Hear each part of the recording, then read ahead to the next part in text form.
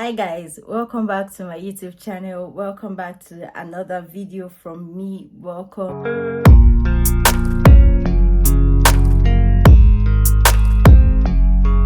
Thank you for tuning in. Today is just a sit down and chat, and I'm here today to just talk to you guys basically. So a friend of mine reached out to me some weeks back and she said, "Oh, I've been following your channel for a long time. I just see everything about your hair, but I don't know how to start my own hair journey if I desire to start my hair journey."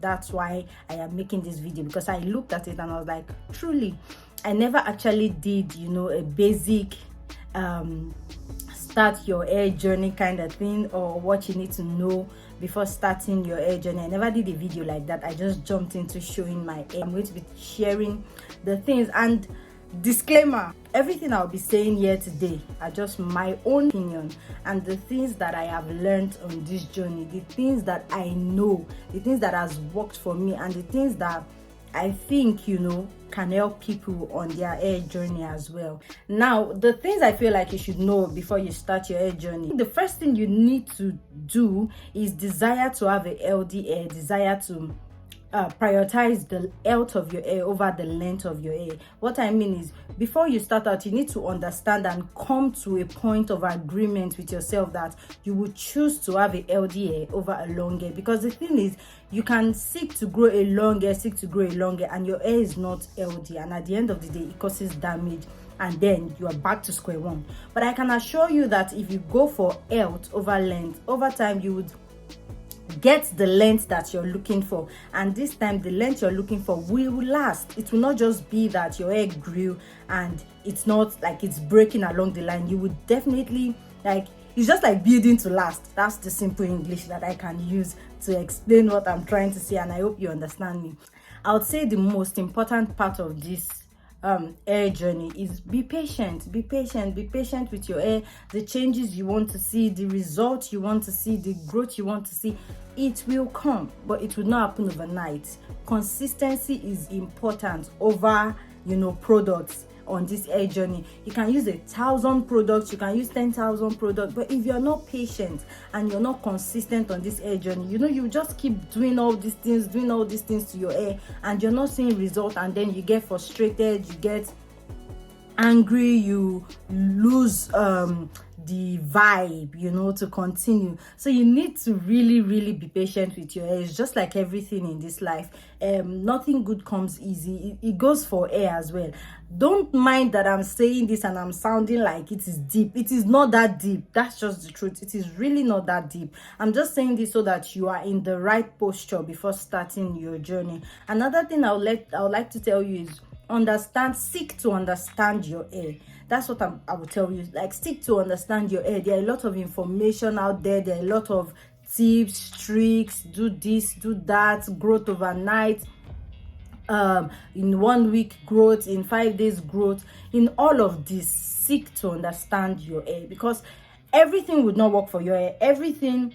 And it takes me to the point of, not all information online is applicable to your hair journey. That's the truth. It's not every information that you see that you're gonna use. Because I will tell you the truth, I have tried almost every information I see on the internet. I've gotten setback, I've gotten growth, and I would advise you, it is not everything that you see online that you should incorporate in your hair journey. It's not necessary, really. And the last thing I would say before going into steps and everything that I'll tell you is, your hair journey should be as easy and as simple as possible.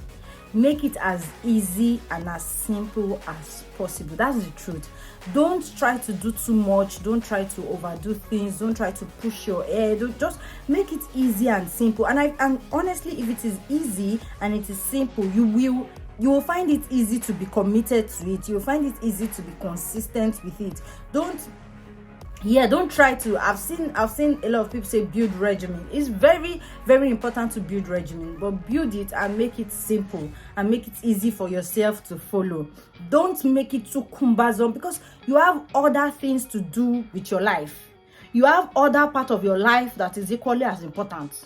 You have something else to do with your time. You don't want to be spending such a long time on top of your hair. You get the gist. So you want to make it as easy and as simple to follow as possible. Now, before I jump into tips that you should follow, one of the biggest lessons I have learned on this hair journey, which would surprise you, is that I don't know, but I feel like our hair thrives when we let it be, when we let it breathe, when we don't do too much, when we don't stress ourselves so much, when we don't push the hair so much, when you don't always manipulate the hair, when you don't always just give the hair a clean environment to thrive. That means as long as your scalp is clean, you don't have to do too much. You just have to make sure your hair is not dry, so it doesn't cause breakage, and your scalp is clean, and you don't manipulate it so much. I feel like that's all our hair needs, basically. That's everything. So I'm not saying you should not do this. I was the queen of DIY. Okra I've used on my hair, palm oil I've used on my hair, cayenne pepper I've used on my hair. Every single thing I've used on my hair, and that is why I have come to the point of telling you. And products too I have used on my hair, and that's why I've come to the point of telling you that let your hair breathe. Just leave it. Let your hair breathe. That's it. You don't have to do so much to the hair. That's all the things I feel like you should know before starting out this hair journey. Make it simple and easy for yourself. Now to the basic things I feel like you need for this hair journey. I hope this video won't be too long. So for the things I feel like you need for this hair journey, sorry, I don't have a note. My talk will not be coordinated because I don't have it written down. I don't have these tips jotted down or something. I just totally forgot to do that. I'm saying this off my head, so please bear with me if my talk is going dilly-dally up and down. Just please bear with me.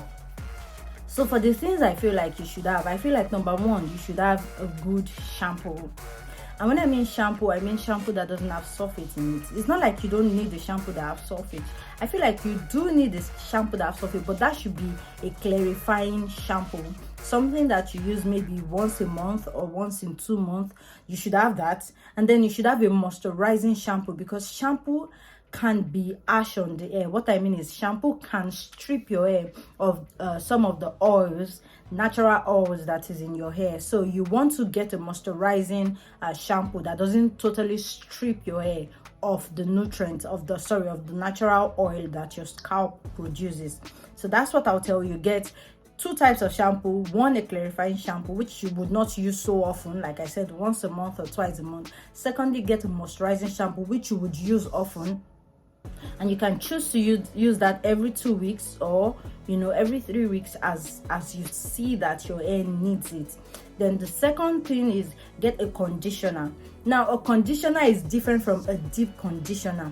A conditioner is just this 2 minutes, 3 minutes, 1 minute application of a conditioner that just softens your hair up, something you use immediately after shampooing your hair in the bathroom, just to give you that sleep and softness and all that stuff. So I feel like that is what a conditioner is. So now we have 2 types of conditioner. We have the protein conditioner and we have the moisture conditioner. Now protein conditioner is the conditioner that has protein in them.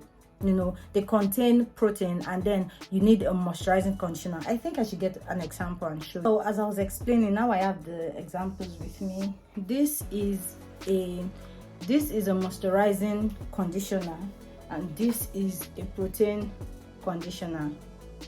Yeah. So what's the difference between the two? This contains protein, this is moisture. Now your hair needs a balance of both. Your hair needs protein and your hair needs moisture. Now depending on the type of hair that you have, you may need protein more frequently than some other people needs protein. I have a fine hair and it's high porosity, so I don't usually need protein that much. I will probably use this once in a month, that's the protein, and I would use this like every week, depending on if I feel like washing my hair every week or not. How do you know the difference? This one contains, I think I need to do a separate video on how you know the difference between a protein-based conditioner and a moisture conditioner. I think I need to do a video, because if not, this video will be so long. So, and I mean, 20 minutes long if I have to say all that in this video. But let me just give you a trick. Please always read the ingredients at the back of whatever product you're buying. They will tell you, like the ingredients there would tell you if it's a protein or a moisture conditioner. What this does is it adds moisture to your hair. It makes your hair soft, it makes your hair manageable. This one gives your hair strength, and that's it. They always write it there. You know, this one is for dry hair, so you know it's moisture. But this one is saying for long damaged hair. You know what it does is to repair and to strengthen your hair. So these are conditioners. Just after using the shampoo in the shower, you can just use this, rinse it off immediately, and that's it. So this is not supposed to stay so long on your hair. These are just conditioners. Now let's move to deep conditioners. So for deep conditioners as well, we have protein deep conditioners, we have moisture deep conditioners. Now deep conditioners, just like how the word is, deep condition, so it deeply conditions your hair and it deeply penetrates into the hair shafts to, you know, work wonders to your hair strands. So I'm out of my moisture deep conditioner. The example I have here is my protein deep conditioner, which is this one.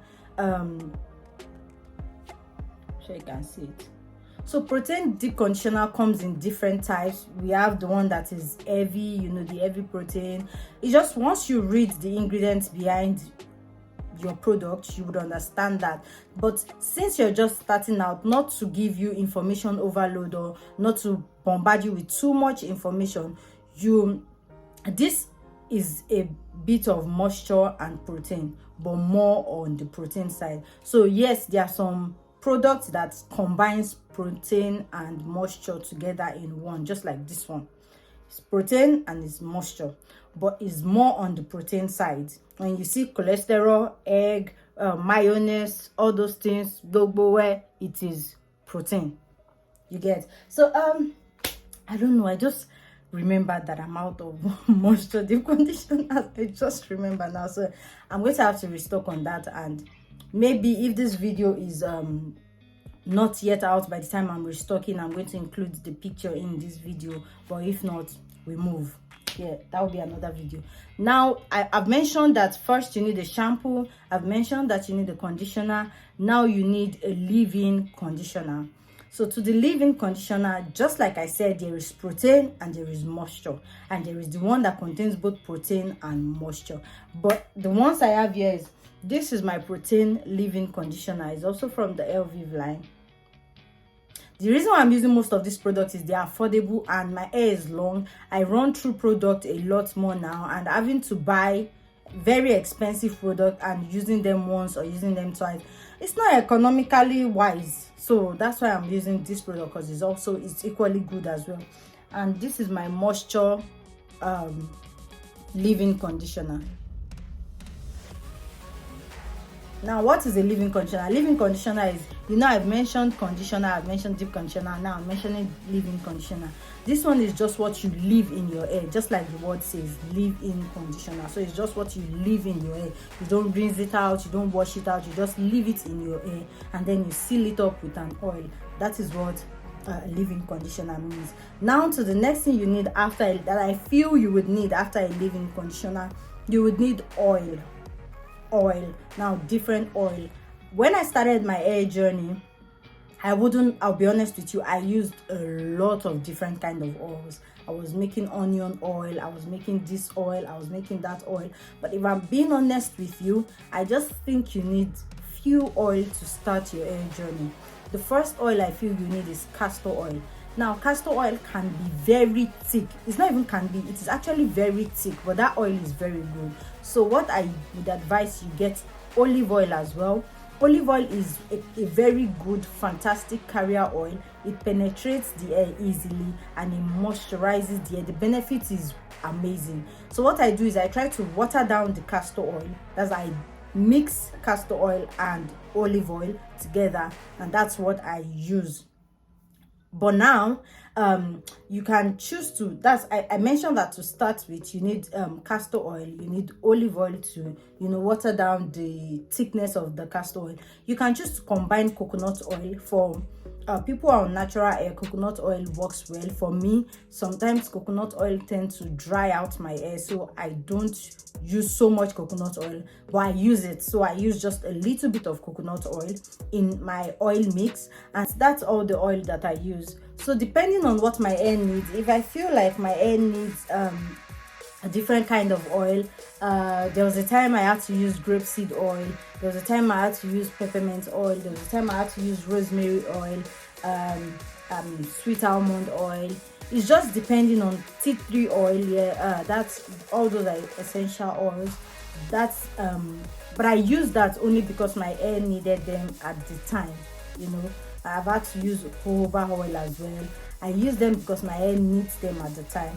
So for the oil that are lightweight and can penetrate your hair easily, that's almond oil, jojoba oil, grapeseed oil, avocado oil, almond oil. This oil are great, but I wouldn't ask you to just go out and buy everything. That can, you know, be expensive for you, especially when you are starting out. So basically just get your castor oil, get olive oil, get coconut oil, and get one of these oil that you feel like, maybe a tea tree oil or a peppermint oil, because they are essential oils and they work wonders on the hair. So you can just add that to it and you're good to go. You don't need, you know, extra after that.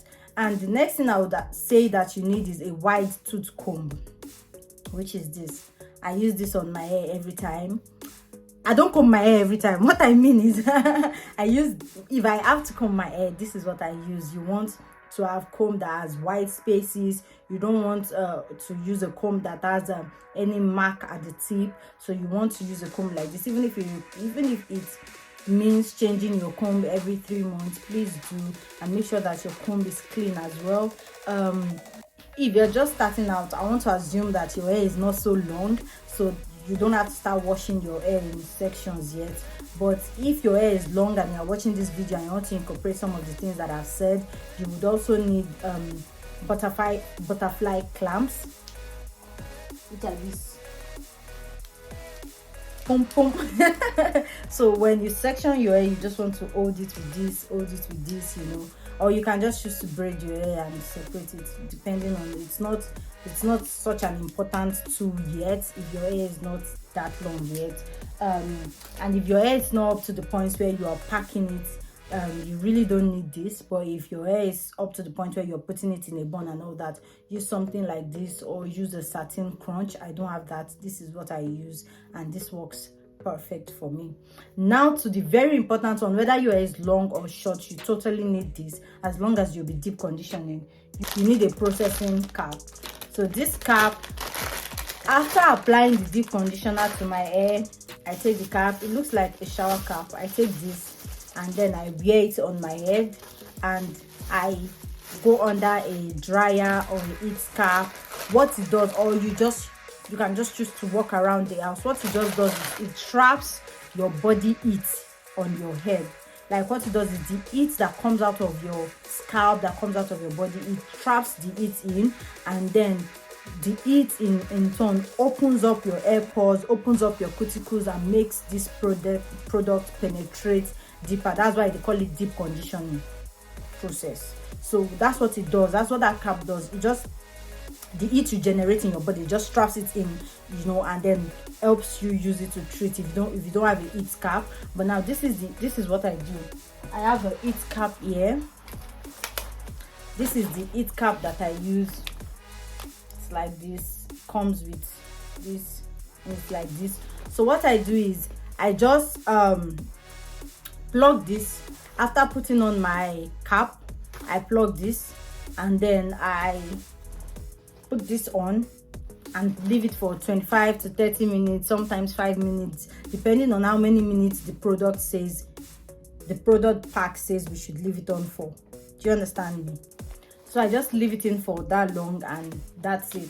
So I feel like basically that's all you need to start your hair journey. For drying out your hair, you can just take an old t-shirt. That's what I use. I use an old t-shirt. I don't use wool. I don't use a t-shirt that is wool like this. I use a cotton t-shirt, and that's what I use on my hair.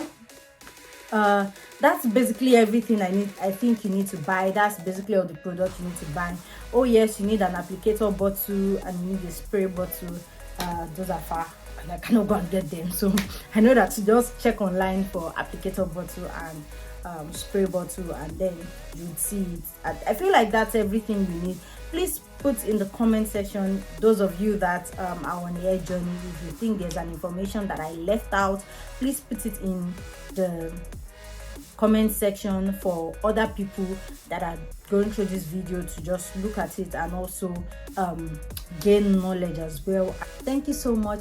Don't forget to like, comment, share, subscribe. See you in the next video. Bye.